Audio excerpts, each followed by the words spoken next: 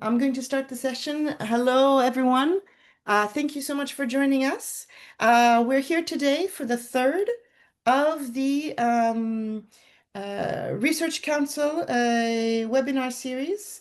I'm Alison Loconto. I am the Vice President for Research at the International Sociological Association.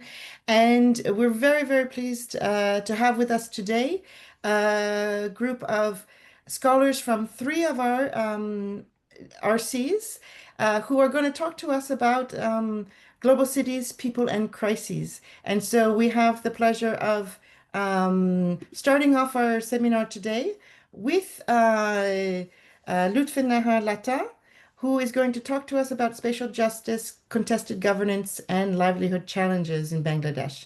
And so what we're going to do in terms of the organization, we're going to have our first three presentations, then we're going to have two discussants, and then we'll open up the floor for questions. So I want to thank you all very much for your attention during these presentations, and please feel free to write any questions in the chat. And then we'll be able to address those also during the question and answer session. So thank you so much for being here. And Lutfin, the floor is yours. Thank you very much, Alison, and thanks for the invite to speak about my research today.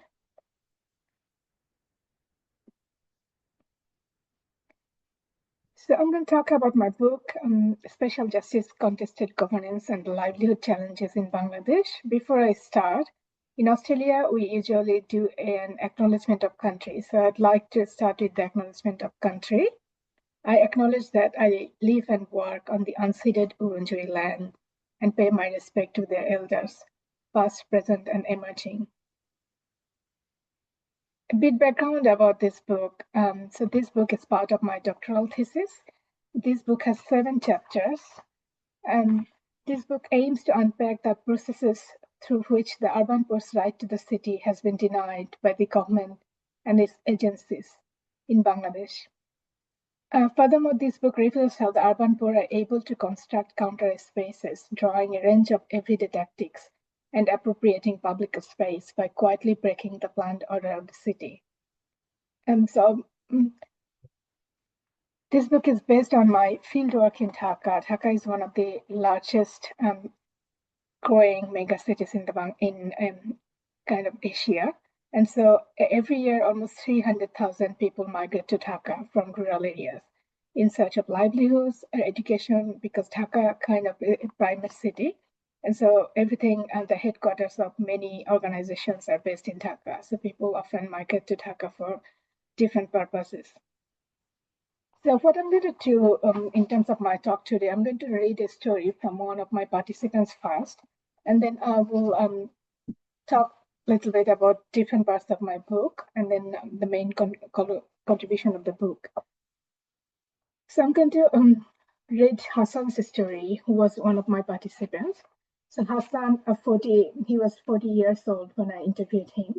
He was a food vendor, and he used to sell round bread. In Bangla, we call it parota. Hassan sells round bread, chicken shashlik, fried cow's stomach, and chicken lamb on the streets of Dhaka. He moved to Dhaka in 2013 with his wife and 2 children from a village in Vola district in the very south of Bangladesh, leaving his extended family behind.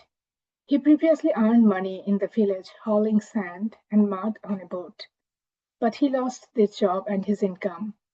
Hassan established a foothold in Dhaka using family and social networks. His 2 brothers had already established themselves in the city and helped to set him up in the food vending business. Eventually, he was able to buy a cart. He started this business with $297 using $119 of his own savings, and borrowed the rest of the money from his brothers and kin. Hassan lives in Shatala slum, which was kind of my study slum, and sells snacks on the sidewalk of Barani Mohakali intersection, a busy commercial and residential area. He has been using this particular vending site informally, without tenure rights, since he started this business. His younger brother used to run a mobile food business in the same area, but moved to different location, allowing Hassan to establish there. Hassan makes $4 to $5 a day. He pays $30 per month to a landlord for the rent of a makeshift house in the slum. When the new mayor of Dhaka North City Corporation took office in 2015 and embarked upon a project to remove street hawkers from public space, Hassan was forced to close his stall for some days until he could establish his business in the same place. Earlier in 2014, he also had to close the stall for 2 months due to a government cleanup coinciding with an international cricket match. Hassan told me that he and other vendors would have liked to form a vendors association to protect their interests. However, they had doubts about the fruitfulness and safety of forming any association to protect their interest. Hassan is still happy with the move to Dhaka, simply because his village offered him little or no income opportunities. In Dhaka, he can earn money, but due to the lack of any formal access to space, his business constantly runs the risk of disruption. To maintain any security in this informal space, he needs to pay rent, which is we call chada in Bangla, means protection money. So he has to pay protection money to law enforcement officers, political enforcers, and their representatives on a regular basis. To not pay these people guarantees physical reprisals. Hassan's story is characteristic of rural-urban migration in Bangladesh, which has been taking place for decades, accelerating in the mid-80s with economic liberalization and during slower periods in Bangladesh's progress to democracy and human rights. In this state of complex inequities and powerlessness, the urban poor face numerous hurdles in seeking livelihoods. Hassan is more fortunate than some other migrants. Many of the urban poor do not have pre-existing networks to help them establish in the city. So I read Hassan's story because this story kind of resonates with most of my participants' stories. Many of them moved to Dhaka because they don't have much income opportunities in their rural areas. But then the city does not offer them any formal employment, so they often start their own informal businesses, but they keep experience different kind of evictions. So what I did in this book, I kind of try to show how these people's right to the city are denied by the government. And this is in a snapshot, my kind of research methods, which is not included in the book, but I did nearly 94 interviews with 94 informal workers. And I was trying to do a kind of a proportional sampling, but not many women vendors work using public space, so the number is kind of less. And so I also kind of collected data, observing people, taking notes, but I haven't used them much in my book. And this is the slum. This is kind of located near an affluent neighborhood called Niketan in Dhaka. And this is established on public space, like a government property. The land belongs to the Department of Health. And so they often evict these people from that slum. And so there are eviction stories, but due to time constraint, I'm not going to talk about that, but I can talk about that later. But the way I collected data is I kind of did an informal survey first and tried to find out how many people are involved in different kind of informal activities and where they do business. And then I often worked with them, the city, different parts of the city, and interviewed them while walking. Also waited with them in their workplaces and talked to them. That's how I did my interviews. And so this is kind of a shop that Hassan runs. So this is just a photo that shows like how these people do business using of a cart and then moving to different places in the city and appropriate space. So in the book, in chapter 2 and 3, I discussed different concepts and theories, but predominantly I used Lefebvre's theory of the production of the space and counter space and right to the city. And so Lefebvre discussed about 3 types of space: conceived space, perceived space, and lived space. So conceived space is something like this, how the city is designed from the top by planners, geographers, and lived space is the place where we live, and then perceived space is kind of our perception about different spaces in the city. So some place I would think is not safe at night, things like that. In terms of right to the city, let's discuss like everyone has a right to the city, and so everyone should be able to participate in decision-making process, but that doesn't really happen. And there are debates about that. Harvey later wrote that how we could establish everyone's right to the city. And he, in this discussion, he contributed saying that the neoliberal markets, they have a responsibility to provide a space for marginalized groups as well and hear their voice.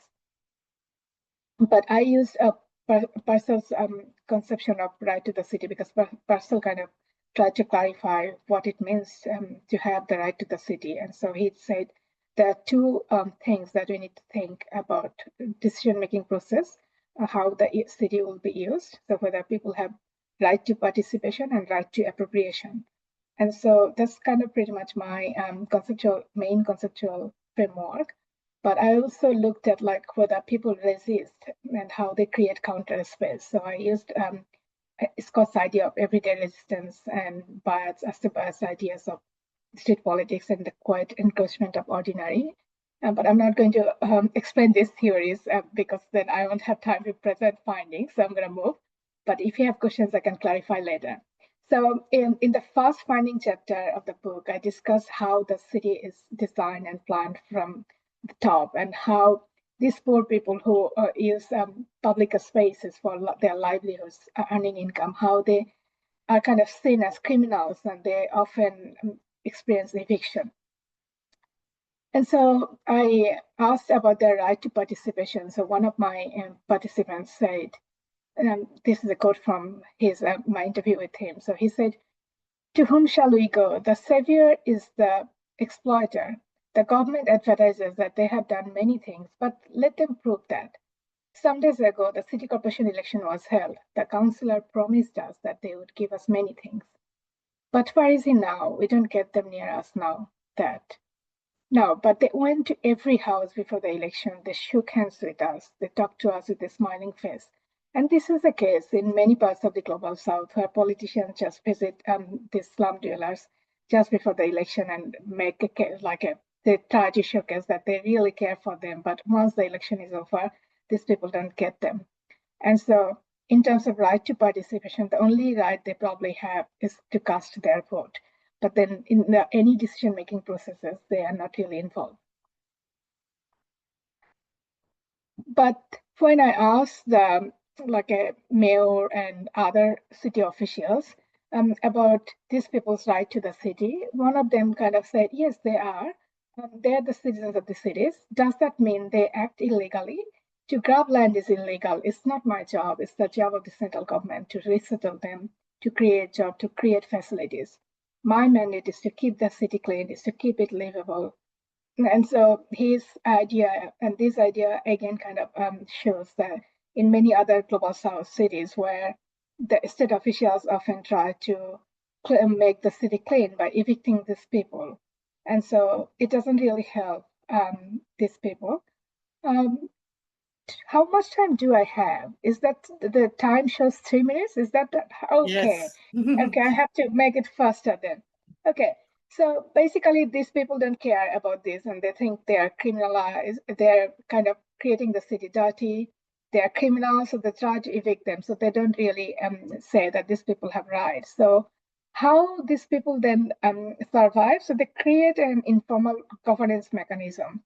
But to do that, they had to kind of make relationships with different kind of musclemen, mustangs, and we call them linemen. One of them often collect protection money from every vendors. In exchange, the vendors can run their businesses in public spaces. And the way this informal governance system works is like the vendors keep the money and they then distribute the money among the local politicians, local police station, and in exchange, if the police decide an eviction, they often inform this lineman beforehand, and he informed the vendors not to run their businesses. So that's really working well for them. But they don't really resist against this kind of exploitation because it works for them. But they also use different kind of everyday resistance strategies. So one of them is like they're going to pay these people, but the other one is like quiet encroachment of the ordinary, where it's like once they're evicted, they keep coming back and reappropriate their space. They change frequently their livelihood space and kind of move between different states. And they also use sometimes they pay those people, but they also use some spaces where they use their networks to put their things and then take some of the materials and sell them. So that's another strategy they use. And so through all these steps, they create a counter space in the city. But when I spoke to women, they face different challenges. There are not many women who work in public spaces um, of the kind of a social stigma that good women don't really roam around in the cities. So women also experience verbal harassment if they move around the city. So this is like one of the participants was saying how people think she's prostitute and approach them. And so what I showed in my book, and I also wrote a paper about this gender displaced idea, is like women experience different types of challenges because of this social and cultural norms that their husbands should do the business. Okay, I'll take 1 minute and then finish. Um, so through this, what I showed in my book is like, so all these vendors, the way they kind of create informal governance and establish relationships with different stakeholders. Through these processes, they can create a counter space by breaking the planned order of the city by using public spaces for businesses. And that's pretty much it. That's kind of the main contribution to the literature to showcase like how these poor people could create counter space and how they could use everyday resistance. And for future research, if people are interested, I didn't really interview Mustans or Musselmen, so people could do that and get the perspectives of those people who collect protection money. Also, it would be nice to do a comparative study, India, Bangladesh, Pakistan, how women use public space. So if anyone is interested, I'm happy to supervise PhD projects around those topics. Thank you very much. I'm going to stop sharing my screen now. Yes, thank you so much, Riftan. This is a great presentation, beautiful images of the city spaces.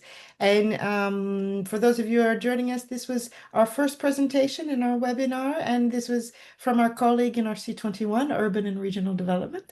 So I'm going to pass the floor now to our second speaker, and she is Cristina Gomez from the Latin American Faculty of Social Sciences in Mexico. And she's going to present a paper on migrants in Lisbon and Mexico City. And she's coming to us from our RC20 Comparative Sociology. So, Christina, do you want to share your screen and start your presentation? And this time I'll put up actually, sorry about the timer there. I'll put it at 5 minutes, and that way we'll give you a good idea. That gives a little bit more time to reflect. I'm sorry, I lost the timing there. Thank you. Christina, go ahead. The floor is yours. Can you hear me? Perfect. Go ahead, Christina. Sorry. So I'm talking about immigrants living in Lisbon and Mexico City, the conflicts, traumas, and assessing housing, work, and rights. In comparative studies on migration, colonialism, racism in cities, I'm talking about how the history of slavery interweaves with persistent colonial racial legacies and hegemonic.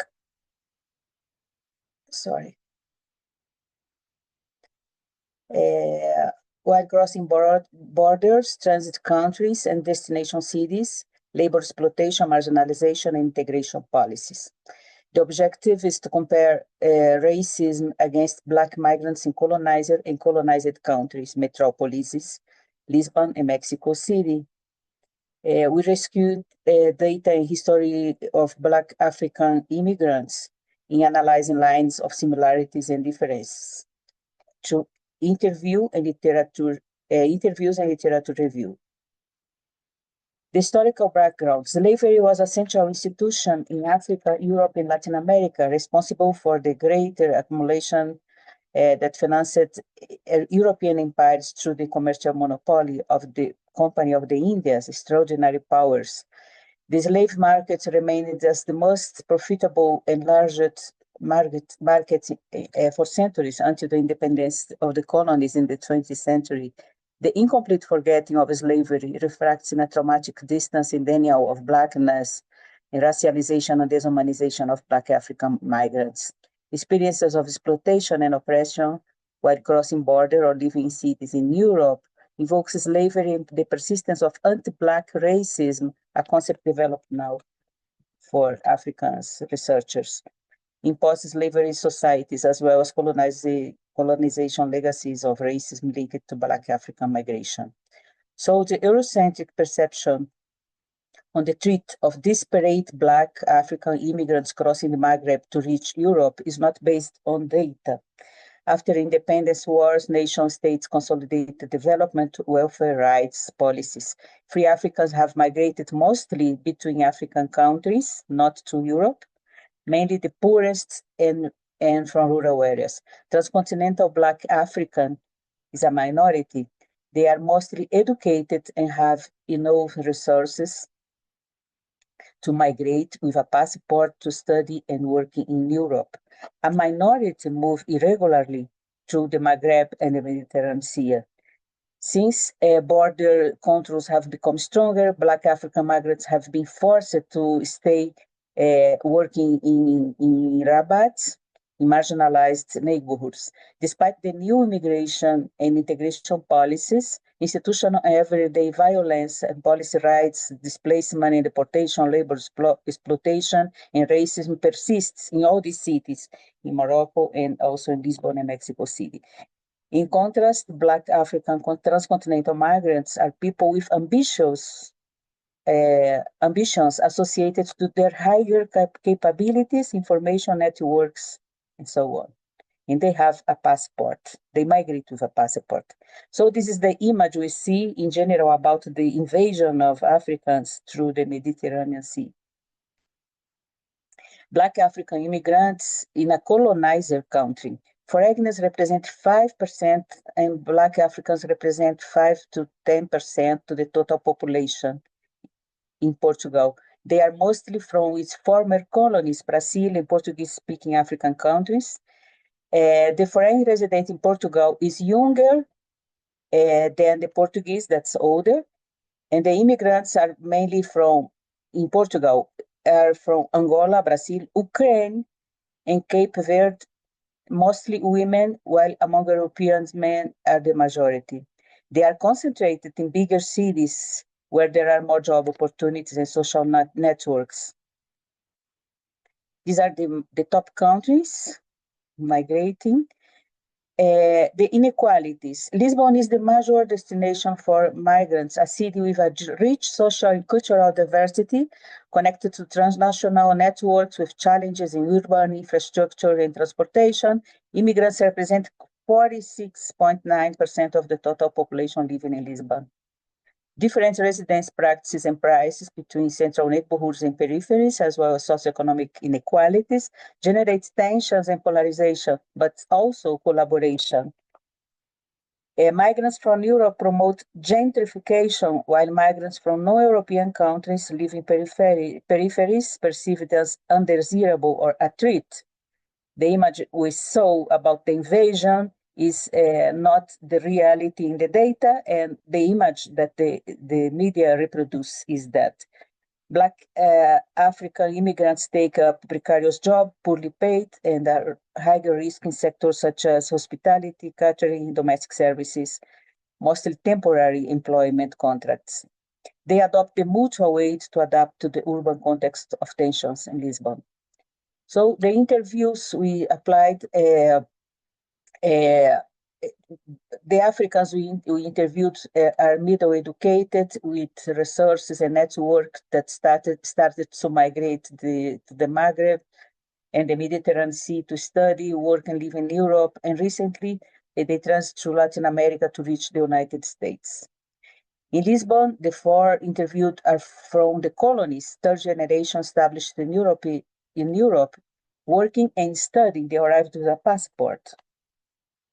The EU and the USA pressured the North African and North Mexican states to collaborate in the border control. Frontiers have been dislocated, externalized, militarized. In the last 6 years, new migrants have been forced to stay in Morocco, enforced mobility, and Mexico was also a transit country. Now it's also, they are staying here waiting to open the border in the United States. So the metropolitan area of Lisbon, we interviewed, for example, a woman that say, I am Spanish, my mother is Spanish. We are African descendants, we are both Black. Although I studied sociology, I am German. In Germany, I was working in a beauty salon. They don't accept me as sociologist. I speak a perfect German. I was born here. I am German, but I suffer from racism since my family. I don't want I am forming my family. I don't want that my family suffer the same racism. I want my children to study and work in accordance to their qualifications. Now I am working as a sociologist in Portugal. In North Europe, racism is very hard. Here is better. South African rapid growth and immigration has generated new conflicts of coexistence in destination countries, feelings of exclusion and racism, images of ghetto neighborhoods, delinquencies produced by the media, African neighborhoods, for example, informal integration, etc. Portuguese view Africans with indifference, but migrants feel they have a right to the city and integration to the labor market according to their qualifications. Projects of revitalization, the symbolic dimension, and the cultural representation were implemented, but with ambiguity and vulnerability of the actions for immigrants integrated through human segregation. After winning the second case is Mexico City. After winning the conquest, a background, war, trafficking, slavery in Black Africans finished in 1829 with the prohibition of slavery. And eugenics arrived as the cosmic race, considered indigenous and European descendants, but denied the presence of Afro-descendants in Mexico, although 500,000 arrived here enslaved. They were recognized only in 2020. Mexico has historically provided asylum or residence, for example, for enslaved Africans escaping from the slavery in the United States. Thousands of them moved to Mexico. Mexico corresponds to 23% of the total international immigrants living in the USA. The salary is 5 times higher than Mexico. In the last decades, Mexico has registered a record number of asylum seekers from Central America, Venezuela, Cuba, and Haiti. And Black African transcontinental immigrants traveling through Latin America are middle educated, from middle class with information networks, media resources to travel this long journey by plane with a passport. So interviews in Mexico City, we interviewed people are from the urban capital of countries of West Africa. They are in their 20s, 30s. All of them here are the first generation, different from Portugal. They take a direct flight to Brazil, from where they travel by bus to Bolivia, Peru, Ecuador, take local guides, cross the Darien forest on foot, and Central America by bus and on foot. And they cross Panama, Costa Rica, Nicaragua, Honduras, Guatemala, and Mexico to reach the United States. In Mexico, in 2019, they were detained and received an exit permit valid to stay in the country for 30 days, and they can choose to reach the US border or to apply for asylum and live in Mexico. Most of them stay as regular or irregularly in Mexico for months to try to enter in the USA. They have diverse immigration status and are supported mainly by civil society organizations. This is the trip. They come from Africa by plane to Brazil, and cross Lima, Peru, Quito, all the Central America and Mexico to achieve the United States in the north. These are the data. I am not discussing data. Black Africans in a colonized region. Mexico City is the fourth biggest metropolis in the world and experiences problems of overpopulation, inequalities, lack of water, etc. In 2021, there were between 3,000 and 5,000 African migrants living in Mexico City. Must come from Cameroon, etc. Gentrification. On the other side, Americans, Europeans, Japanese are increasingly residing in Mexico City. It has attracted also rural and indigenous national population since the 70s, but recently, mainly indigenous people are migrating to the city because of the opportunities to sell their handcrafts.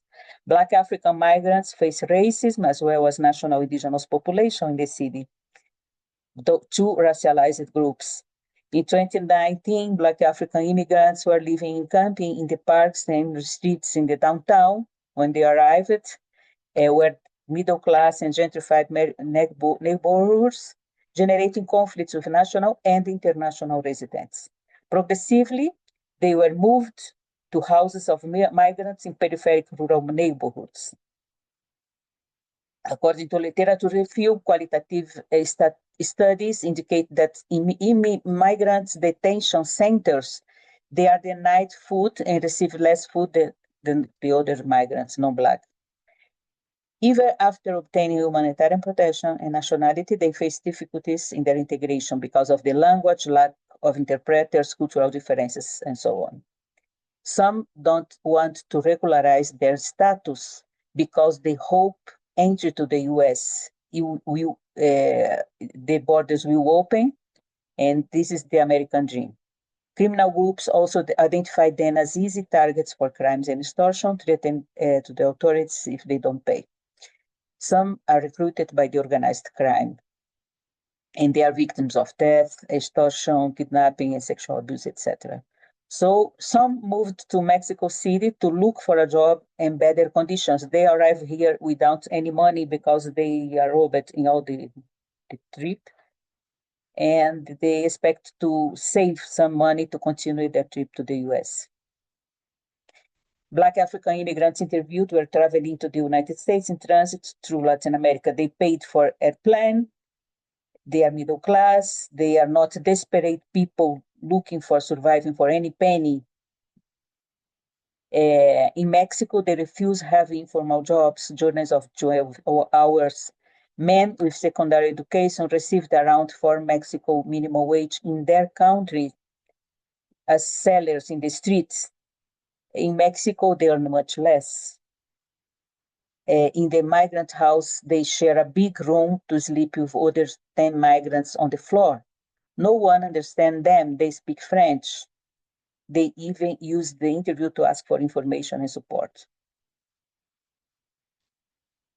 One woman with superior education earned 7 Mexican minimum wage as manager in her country. She had 2 houses and her mother and seven children.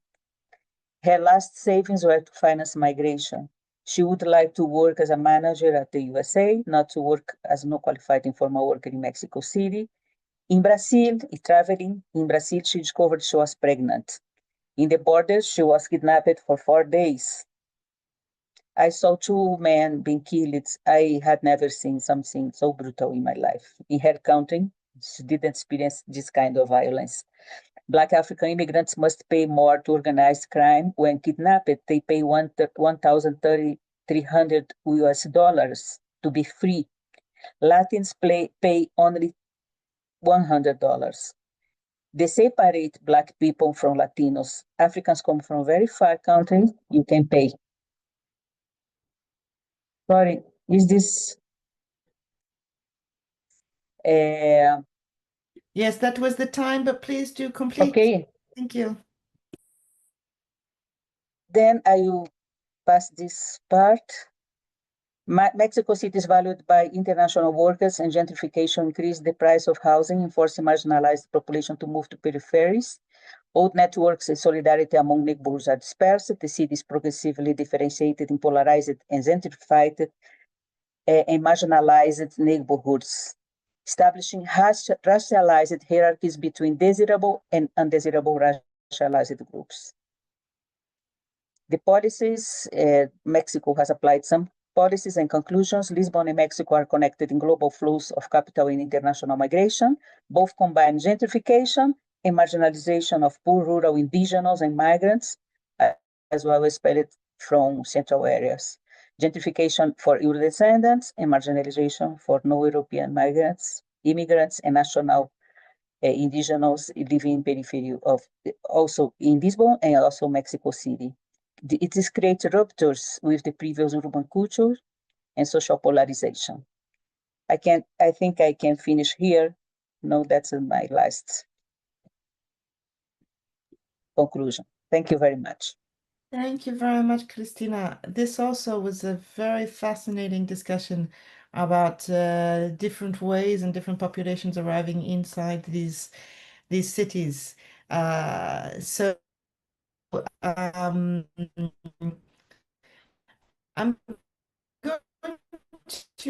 to pass the floor I can't hear you. We can't hear you. To our third speaker,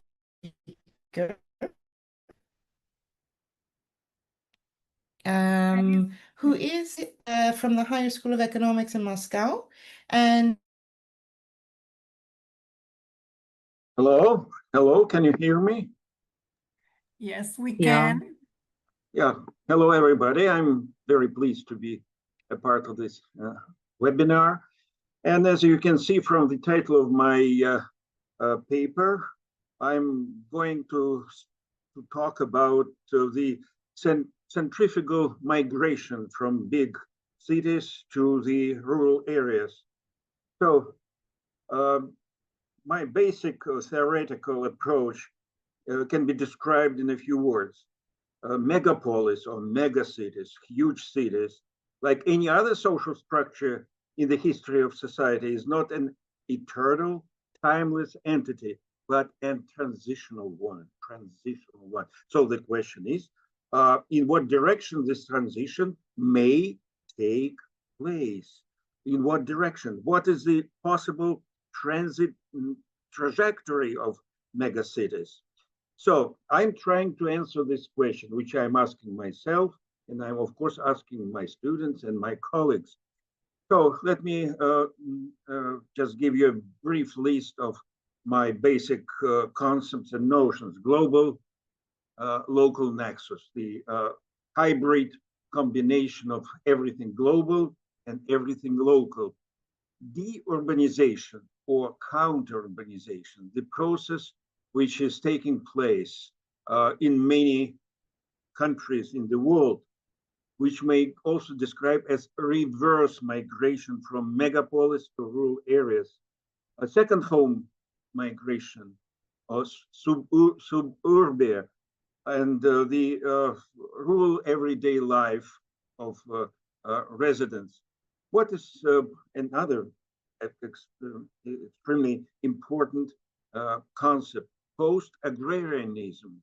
This is a new and promising use of rural areas by urban residents to improve the environmental, cultural, and recreational quality of life. So let me make it more explicit. This is the use of formerly rural agricultural areas for something different, not for rural production of agricultural products, but for something else. And this would be extremely important for Russia. This is moving to the city beyond the geographical borders and spreading over towns. What is post-agrarianism? In other words, this is a centrifugal migration of urban residents to the countryside, presenting the best, I'm making a special emphasis on this, the best achievements of urban culture and urban technologies. So this is a new combination of everything urban and everything non-urban. This is what may be the direction of the transition. I'm asking that question. This is a problematic question. The new horizons for the city. In recent years, there has been a notable trend of seeking new horizons beyond the urban landscapes. During the epidemic COVID-19, many people in many countries, including Russia, just to give you a hint, more than 20% of Moscow residents in Russia had left Moscow for non-urban areas to avoid COVID-19. So somehow this phenomenon often referred as a centrifugal migration, reflecting a growing desire for different lifestyles. Of course, a new culture, new lifestyle, new hybrid culture today. People are increasingly drawn to rural areas because of peace, community, and connection with nature, which is a new objective for the migration. So the impact on open spaces increasingly appealing, especially in light of the challenging face of density of population of urban areas. So achievements and problems. The city dwellers or the urbanites embark on the journey to define their new life. They bring them unique skills and experiences that can be enrich their new communities. However, this new migration also raises questions about the local cultures and economies, the combination, the nexus, the hybrid interaction between the newcomers and old residents of those areas. This is a new horizon for sociology and cultural sociology to explore this. So we have the emergence in front of our eyes, we have the emergence of a new culture, of post-urban culture. So urbanization today, let's just go through the pictures. This is urbanization. Avalanche migration of rural population to big cities. This is what is still happening in Russia. So the process of incoming migration to big cities is still on the run. And at the same time, it brings vacuumization, as I call it, of reclaimed and inhabited spaces. So we have this sort of vacuumization of rural areas in the country. So the city, you can see even from those architectural images, it's I don't know how you like it, but many people really dislike it seriously. So the image of new cities and people with a density, enormous density of population, and a lot of crime. The city today, excessive concentration of population, okay? This is number one. Pollution and environmental problems, a lot of them. Transportation collapse every day. Obstruction of the city stomach. The city cannot really deal with so many people at the same time. Street crime and safety security obsession.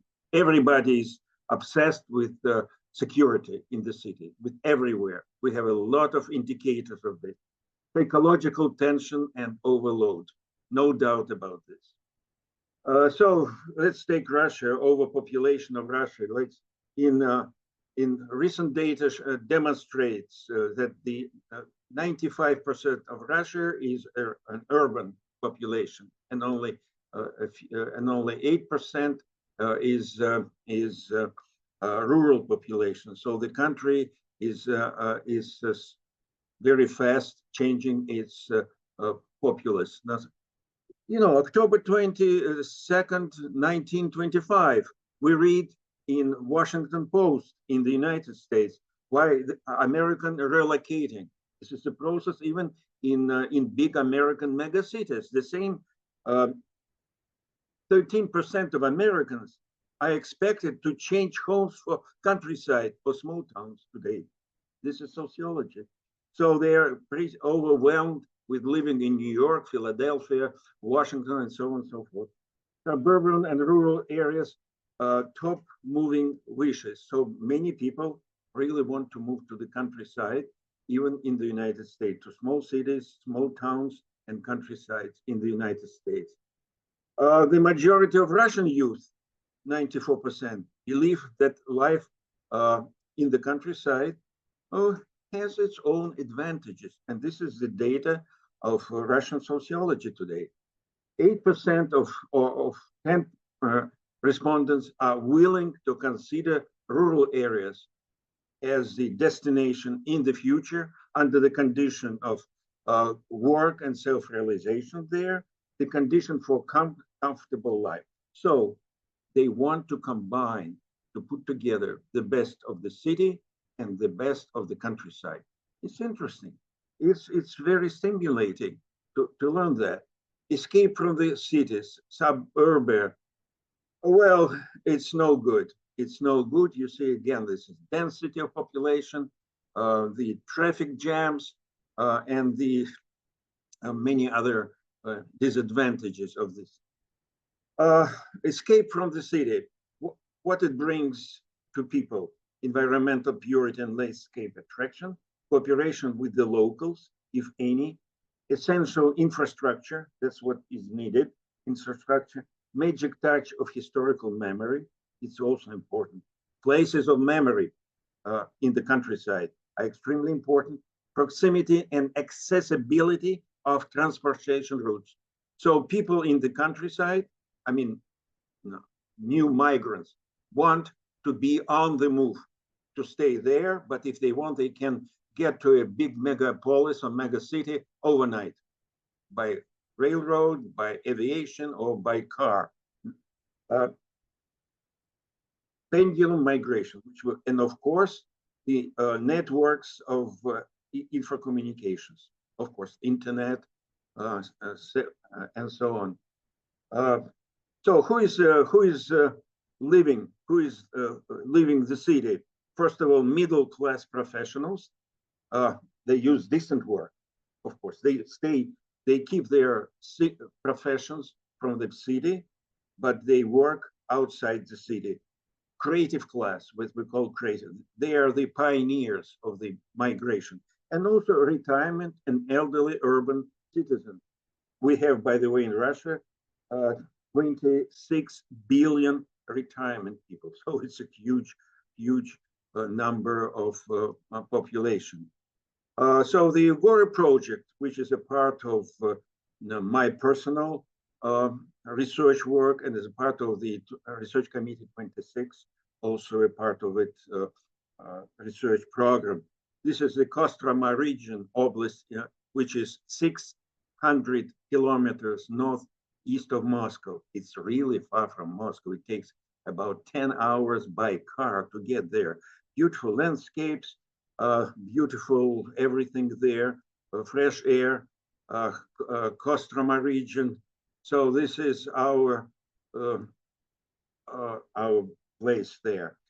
And this is a part of the project which are trying to build in our research committee, the tale of two villages. We would like to see how the urbanites recultivate the local spaces in the countryside. So we take one village in Greece,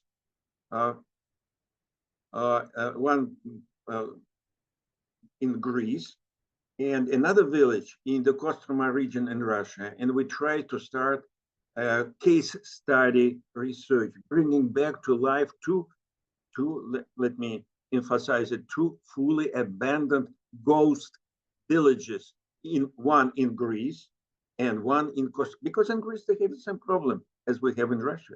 Absolutely, a lot of abandoned spaces, and villages and small towns in Greece too.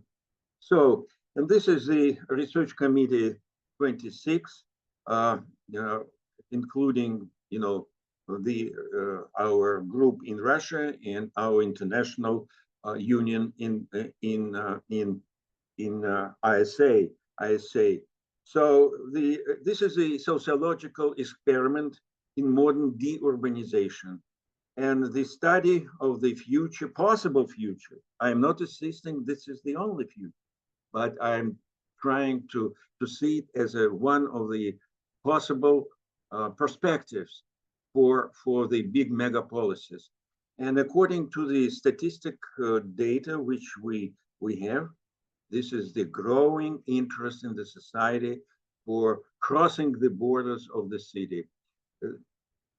So that's the end of my presentation, and thank you for your attention. And I hope to explore with my colleagues from Russia and worldwide this topic within the context of Research Committee 26. Thank you. Thank you so much, Nikita. This is really, really interesting, the role also of RC26 in this experimentation. This is great. If you can stop sharing the screen, we will give the floor now to our two discussants who are going to guide us through some reflections about these three very interesting but quite different visions of different cities from around the world. So I'm going to give the floor first to Neha Sami. Please go ahead. Thank you, Alison, and thank you all for really, really interesting presentations. They were, they just, as Alison said, represented multiple aspects of different kinds of narratives around cities. I wanted to highlight a couple of things. One was, I think, the different kind of narratives around migration that each of the presentations showed us. And, starting from Lutfan's presentation and the work that she did in Dhaka about, the kind of narratives around migration within the country itself, from other parts of Bangladesh into Dhaka.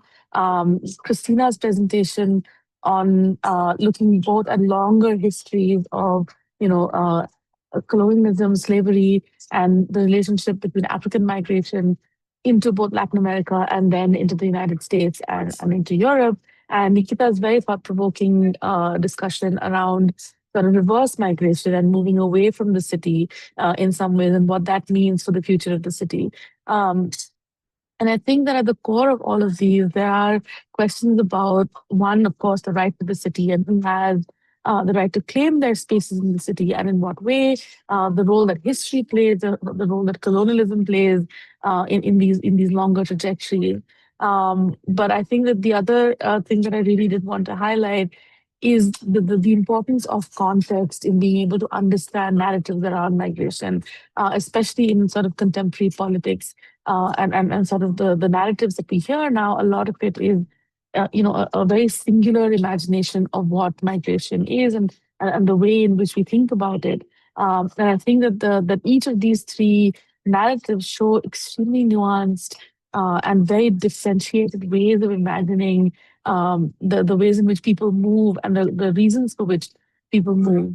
And I think that the thing that I would like perhaps to maybe reflect on and sort of bring back into discussion later on is this question of why and what is it that motivates people to move. And I think that there are multiple, and that emerged from the presentation that we heard today. A lot of it is around economic mobility, around the ability to have choice and agency, to be able to choose and the spaces in which we live and work. The other one that's kind of beginning to emerge a lot, and I think particularly in the case of both, Africa and in the case of South Asia, Bangladesh especially, is climate-induced migration and migration that is being pushed along for various environmental reasons, which makes current places and sites and occupation unlivable, untenable, and then pushes people to look for alternative spaces to live and work in. And I think that the third and the final one is actually the ways in which we imagine the future of the city itself.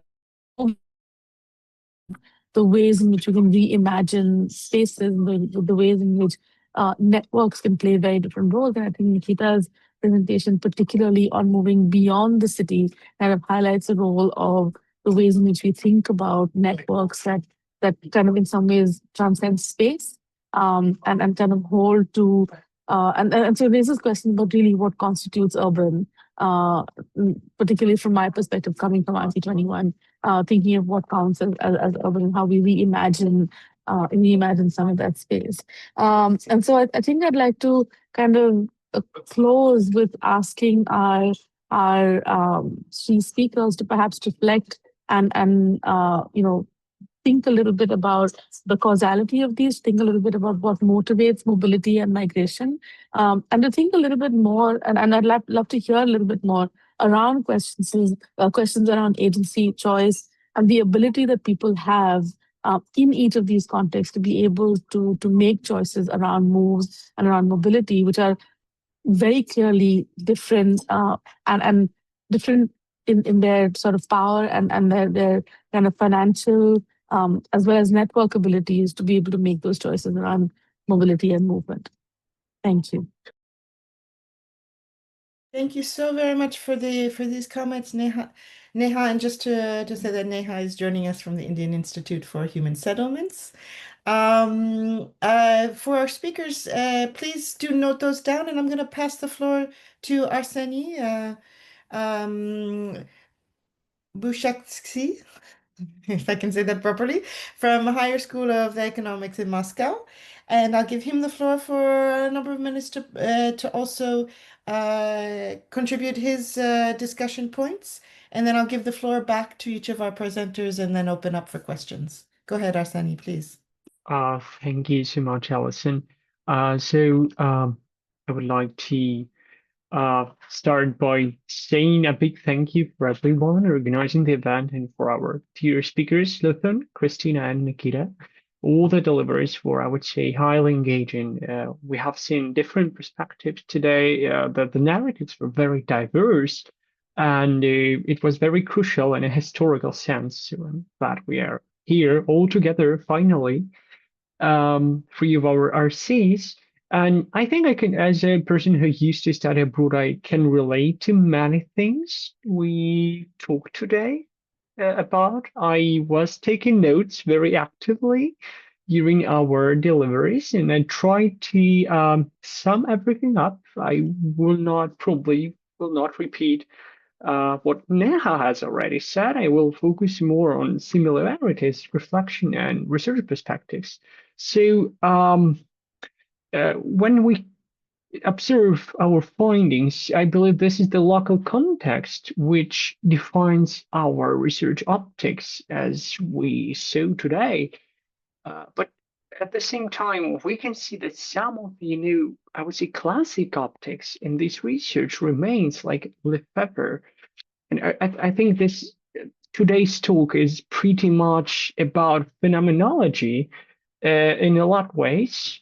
It is also opens very great perspectives for community studies, and I guess not only physical communities, but also online communities within cities and urban lands. And I was, especially in Luthan's study, a great part is, I would say, trying to understand how, as sociologists, we can come up with different epistemologies and what categories we can bring from the field to our research procedure. And I think like the key category, which just sums up all of our findings, were the models of social justice, which decisions are fair and which are not, and what as sociologists we can do about it. But I guess this research process is not that easy, because we were talking about like ways of living, struggling, and I guess in terms of epistemology, this is like a talk about tacit knowledge. So like what social norms we can pass as urban dwellers to other urban dwellers. And these social norms are not that directly observable for researchers. So I think all of our speakers, they did a very great job by uncovering that. I would say that trying to sum everything up, we can see a very clear recent demand in change of optics, and we all are actively working on it. And I would say this approach is always highly intersectional, because we were talking about gender, age, social class, migration background. And this is another, I would say, challenge for sociologists who tries to study urban or rural communities. I really enjoyed the approach many of you used today, like a personal story as a research approach. I think it's a very good opportunity for a public sociology, which we are witnessing a rise of today. And I also would like to highlight that here the category of local rights, which constitute identities, was crucial in many ways for social integration in all the research we saw today.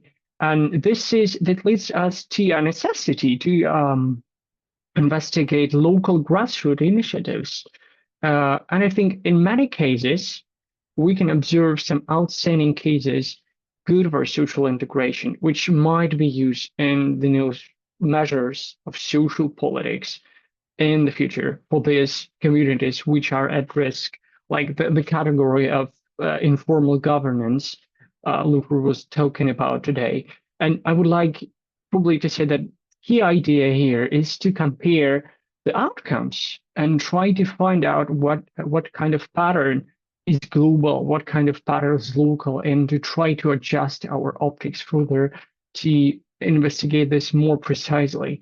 I would also like to probably highlight some areas which might be beneficial for future research when referring to today's deliveries. I think that's most of all, this is networking. Yes, the communities within the city we have been talking about today, but also we saw a very great attention to cultural trauma today. And I think that cultural trauma is something which might be, which might produce this changing context in the context of changing territories we're observing today, both rural and both urban. Also, the institution and practices, because our study, Nikita's and my paper, it highlights that there is some like archaic practices and archaic institutions which have been on the rise in Russia when, the territory becomes abandoned. So they are probably restored in many ways to substitute the local dwellers. And also, when it comes to intersectional approach, I think that we are working with stereotypes a lot, with bias, discrimination, and trying to understand the models of social justice. Here, that's for sure. I also like the idea of highlighting who are the shareholders in this process, because modern social research, it has never done from one perspective. And this is another key point for integrating these findings in for example, in a discourse of public sociology. I would say that there are also some potential, and I would say great potential for quantitative research, because big data, AI, all this stuff, it has been on the rise as well. And in some studies, like land development, today the categories of biopolitics, biometrics are being used actively. They're not so actively like the other categories, but also there is a common tendency. And I guess it's a new challenge for analyzing how social resources and social wealth is distributed among different social groups, and how this marginality is identified. What are the models of marginality? How is it really happening? What can we do to prevent it? And this is also, I think, a new direction for inequality studies. And like the key feature of this research for changing territories is the new degree of uncertainty we all are witnessing, both on a global level, on a local level, due to, I would say, the social processes and transformation which are taking place in the 21st century. So just to sum up everything up, I would still say that a city should be seen as a mean of social integration. Uh, and it's a challenge to identify how can this be implemented in such a global time we're living in. So as a final mark for a research approach, I would say that as researchers, we are following similar patterns altogether. For example, inequality studies, trying to come up with new categories, new methodology to see beyond what we have seen in the previous publications. And I think this should result in a shared discussion for new optics and approach, or how can we modify older optics like classical optics and classical approach.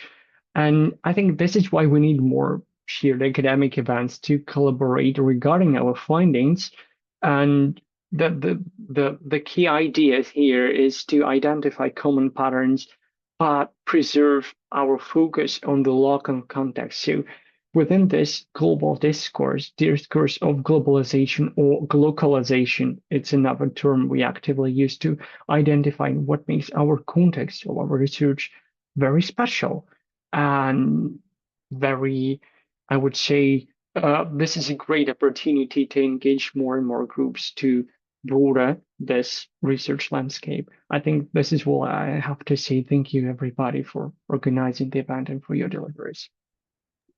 Thank you very much, Arseny, for these very thoughtful comments. So we have kind of a couple of core questions that have come out here about kind of causalities of mobility, the ability to make choices, the gender intersectionality that we see here, and particularly this, I think the point that Arseny has made about cultural trauma as something conditioning perhaps even these questions of the ability to make choices in different directions has put a really interesting light on how our three presenters have placed the city as actually a space very much for movement and not necessarily a place for stagnation. And I think I want to give the floor back, and I'll start again with Lutfen from the University of Melbourne to just give a few, let's say, kind of feedback and reflections based on the discussants' comments, and we'll pass the floor then back to Christina and to Nikita, and then we can take a few questions before the end of the session. Thanks so much, Alison, and thank you so much, Arseny and Neha, for the insightful discussion on our papers. So I would address the mobility and movement question from Neha first. So I think in terms of choice, because people don't really have much options in their rural homes, they don't really have much choices other than migrating to the capital city. In my case, there are also issues like climate change problem, where especially the north part of the country, people often experience river erosion. So because of river erosion, they often lost their houses. And then they also don't have many resources to live in there and build their houses, new houses. So what happens, like, then they move to a city to find jobs as well as kind of find accommodation. So I would probably say, yeah, those who migrate and those who are poor, they don't really have much choices other than migrating to urban areas to find jobs and start living there. But many of them have dreams. Like I also asked them what's their future plan.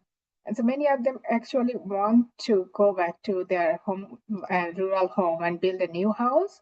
So many of the female vendors who are working with whom I spoke, they want to go back to their village, and they say that they're trying to save money.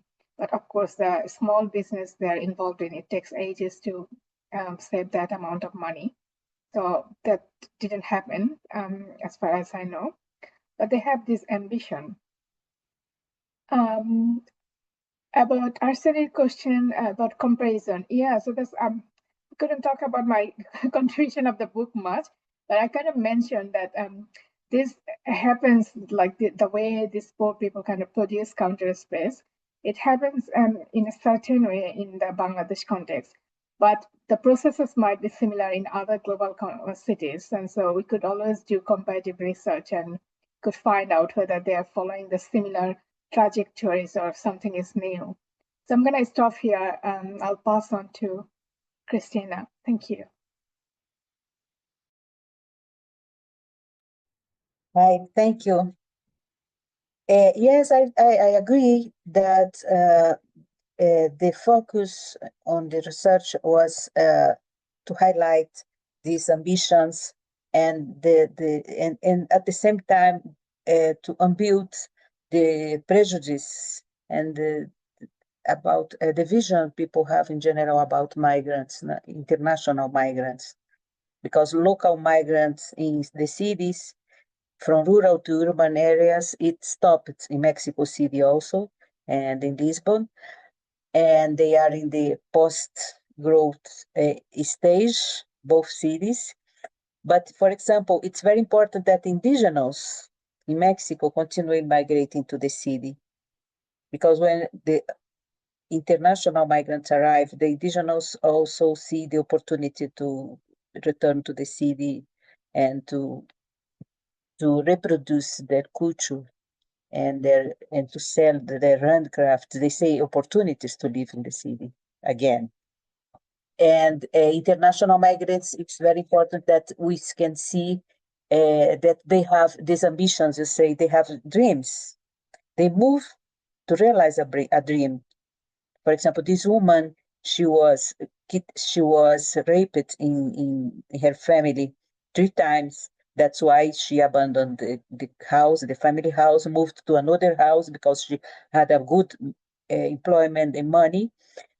But she continued suffering violence. So she moved to have peace, but she had other kinds of violence that she had never experienced. So I think that this mix of traumas and frustrations in interplay with their dreams is the most important thing to analyze, because these people are looking for rebuild their lives in another place. So I think that the networks of solidarity in the cities need to take it into account also. It's the same as students in Lisbon trying to get a job, but according to their qualification, because they believed that being more educated will provide a better life, and going to the city also. So there is also these beliefs, and the dreams were built up these beliefs. So I think that it should be taken account also in the policies, because the most important thing is the organized crime is destroying these dreams and not just security in the city, but to see these connections between global, local. It's not only financing gentrification. It's not the only discussion in the city. There are other kinds of migration also that's arriving in and connecting all the groups, cultural groups, ethnic groups, European groups, African groups, and it's mixed in the problem. So I think that this is the integrated vision we have to see. Thank you, Christina, for those reflections. Nikita, do you want to provide us with your... Well, just a few words to make a long story short. First of all, my deep belief is that we are living today at the beginning of a new cycle of the evolution of the cities. So this is the new cycle. What is the cycle? The cycle is the counter-urbanization. We are at the beginning of this cycle. So before we lived under with the belief that the city is the universe. Everything is the city. The city is the best achievement of human civilization. Now we can see all the disadvantages of the cities, all the problems and contrasts and everything negative in the city. So in this sense, as I began at the beginning of my presentation, so this is a question. It's a theoretical question. At the same time, it's a very practical question. What do we dislike in the city? What is wrong with the city? Why is it not such a pleasant place to stay? And another question is, who likes the city? What people like the city? And what people do not like the city? So there are different groups of people. Incoming migration brings people who are really love the city. This is the dream of their life to move from the rural area to the city. Okay. This is their greatest achievement in their life. And another group of people are seeking for the amenity migration, for the improvement of their life in the city, which they have many questions to ask about, the life in the city. I just mentioned them in my presentation. So I think this is a long-term, continuous research program for making the exploration of the future of the cities. I hope that the Research Committee 26, talking about practical issues, can really achieve certain research results in this direction, thanks to our, mutual mutual attempts and mutual contributions to this topic.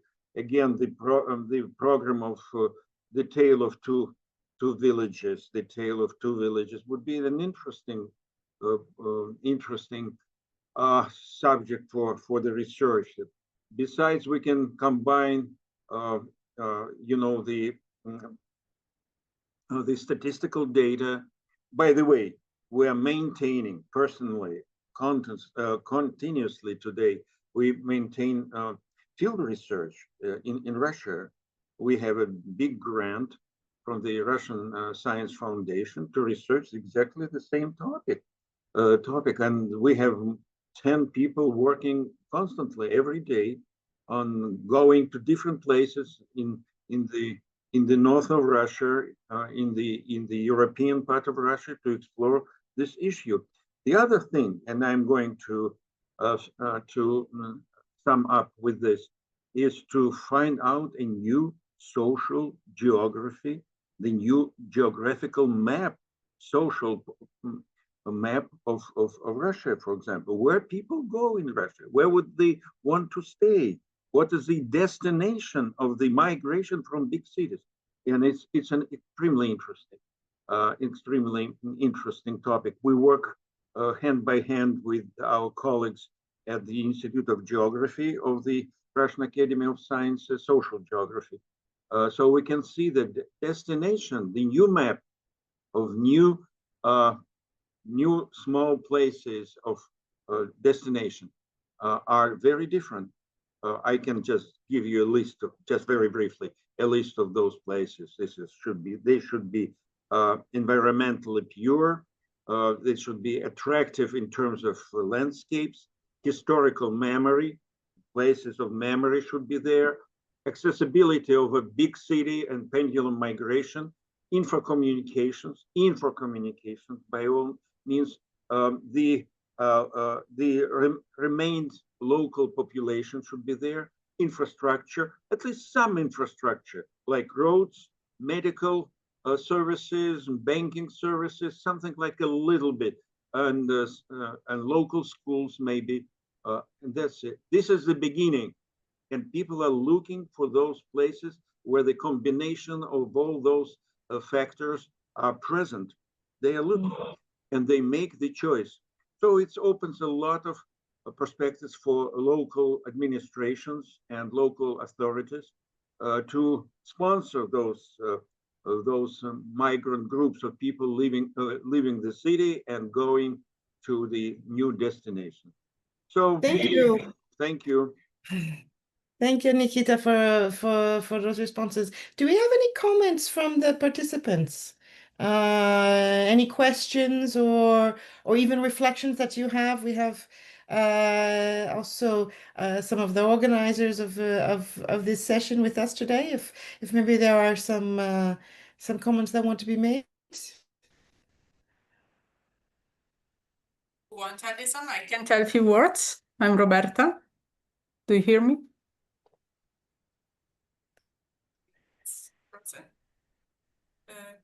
Can you hear me, Alberta? We can.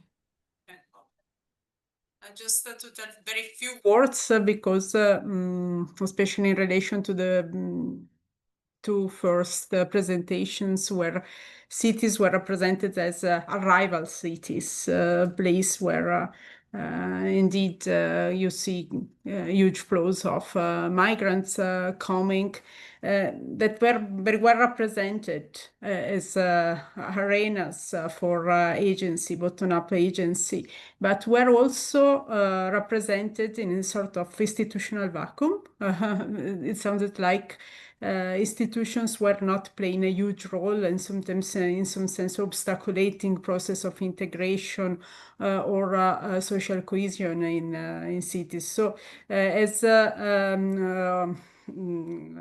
urban studies scholars, very much also interested in understanding the role of institutions, the role of public and local government in trying to manage these kind of answers to the crisis that have been very well explored during your interventions. I was wondering about the role of institutions and also in comparative perspective. So, for example, for me it was quite interesting also to listen to the presentation of Christina representing somehow Lisbon and Mexico City, such as very similar context. For example, when it came to the representation of the process of segregation and at the same time gentrification of different migrants coming from different contexts. So my question was always there. What is the role of institutions in managing this kind of process in contemporary cities? What is common, but also what is diverse, and the role that is played by different local institutions. But I understand this can be the topic of a future seminar, so I don't pretend any answer to my question. Thank you. Thank you, Roberto. Why don't we get Alberta's question as well, and then we can just have some responses, and then we'll close out the session. Go ahead, Alberta. Thank you. Thank you very much, Alison, and thank you everyone for this super interesting seminar. All the presentations were really inspiring, I think, although rather different. My question is mainly for Lufthansa, but I think it can be also for the others in a way, because I was wondering what we have talked about the right to the city in different ways, but it's still there.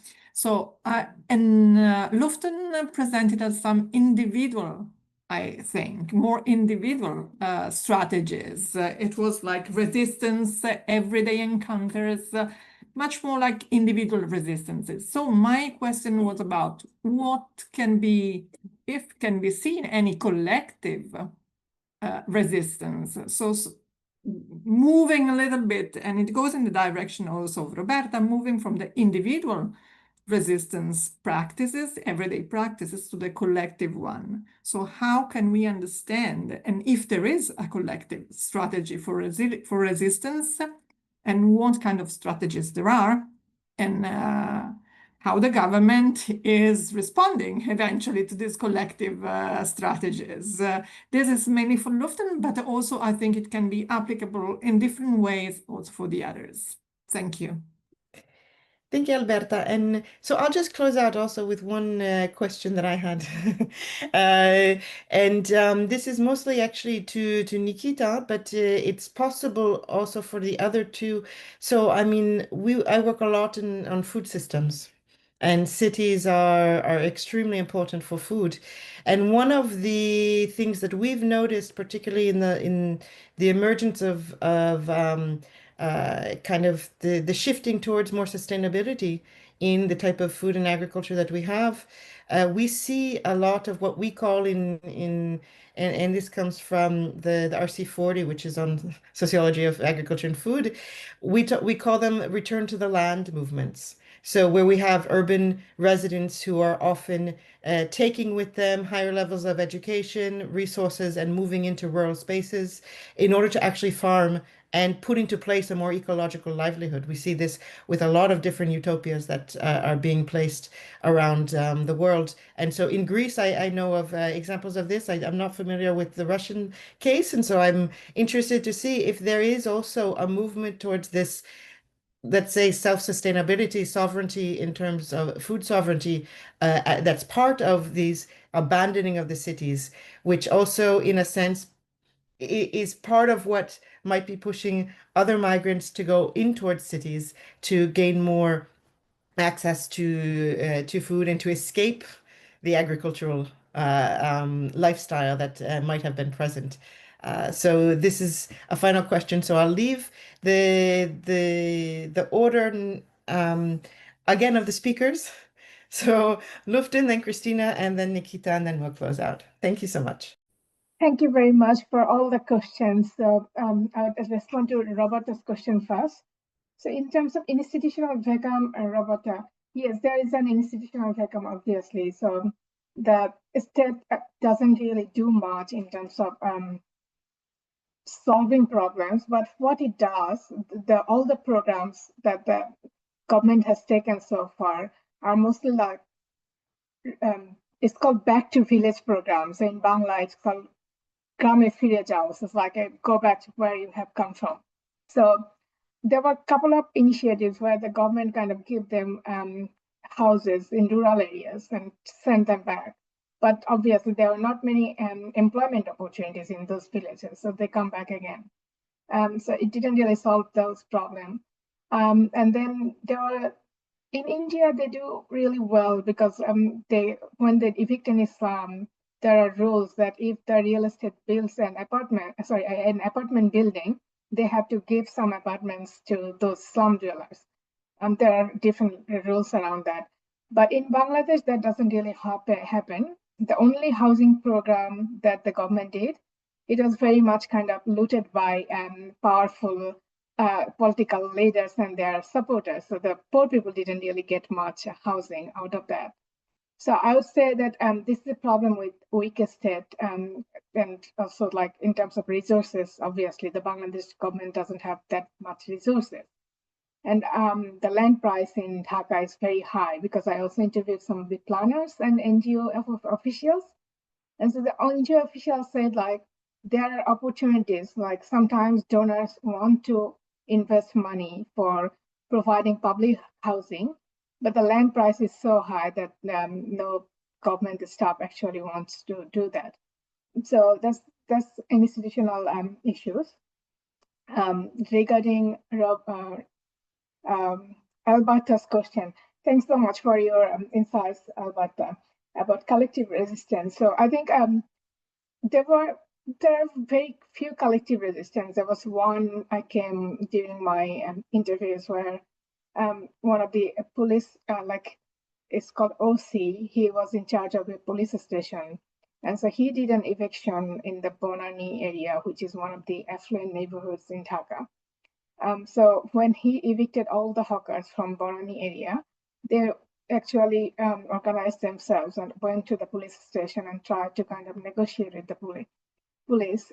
But then the police had to kind of tell them that they got formal complaints from those residents that there are more theft and other issues, and they think these vendors are increasing those issues, so they had to evict them. So that happened, but then that didn't really work for vendors. And so the response I got from them that they work longer hours, and then most of the kind of movements didn't really work well. So they don't really find hope in resisting collectively. So they often use that everyday informal governance mechanisms to deal with the state. And there are some kind of national level organizations, but they're very politicized. So often they kind of are follower of ruling political parties. So they don't really speak against those parties to change this situation. So that's kind of my response to your question. Thank you.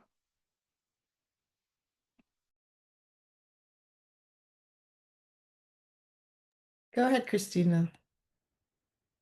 Sorry. Thank you for the questions. They are very. This, in fact, was a slide I couldn't read. Policies in Mexico. It's interesting because it's very different from Europe. For example, welfare state is not complete in Mexico. It's only for workers with a formal contract. That's less than half of the population, 40%. The rest doesn't have the coverage. So when migrants arrive, international migrants, Africans arrived in this context, they don't have access as well as 60% of the Mexican population. So it's hard for the government to cover all the population, and the reforms they are doing now is to create an universal health services, health system to provide health to all the populations. We have 3 institutions: Secretary of Health, National Institute for Government Workers, National Institute for Private Workers with Contract, and they are putting everything in a system, but it will take a time. And the other thing is, for example, for migrants, they converted the Alcoholics Anonymous houses in migrant houses. In the peripheric areas where they moved the migrants, all the Alcoholic Anonymous houses were transformed in migrant houses. It's there when when they arrived, the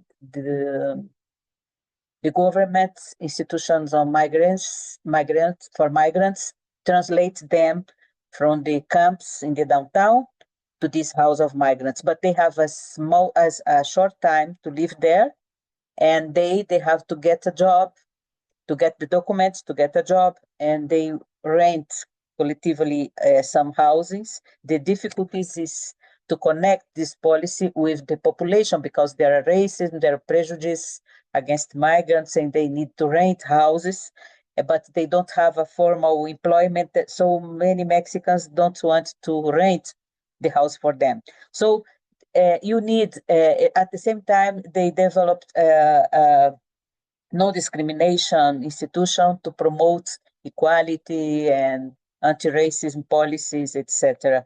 So you need a mix of policies, to combine a mix of policies to combat the structural problems like welfare, incomplete welfare, and at the same time anti-racism and anti-prejudice policies to have a contribution from the population to promote solidarity and to promote collaboration. Also, there are also participatory budgets to promote the cohesion, social cohesion in the neighborhoods, and you have to combine policies also from local to national, and to move population conscientiousness about the problem, and to promote peace and a good life in the city. At least Mexico City is an horizontal city. You have only 2 or 3 avenues with high buildings, but it's an horizontal city. And the peripheric areas where they send the immigrants are rural areas, in fact, and they produce all the vegetables and flowers and a lot of food for the city. And these people that we see in Bangladesh selling food, maybe it's the same in Mexico City. You have in each quarter, you have people selling fruits, selling vegetables. It's very different. A colonized country as Bangladesh and Mexico, and Europe, because the connections with the rural areas weren't lost. So we have already rural areas producing food for the city, producing natural food for the city. And this is very important to preserve also. There are policies to preserve it also. And people who move to the peripherics are mainly a middle class who doesn't want to share the city with the poor, with the migrants, with the Black, with the indigenous, and they are escaping also because of prejudice sometimes. And they can pay to travel by car from the peripheric areas to the city. So that's also a kind of segregation to reproduce and increase the segregation in the surrounds of the city. It's very Thank you very complex. much. Yes, it is, but I think this is this is what gives us a lot of things to discuss and to think about, actually. So I'm going to give the last word to Nikita because we do have to close up the session. Yes, just 1 minute. Alison, thank you very much for raising this issue, what to do with the agricultural production and the supply of food for big cities. My question is, as for the Russian Federation, for Russia, actually, we don't need much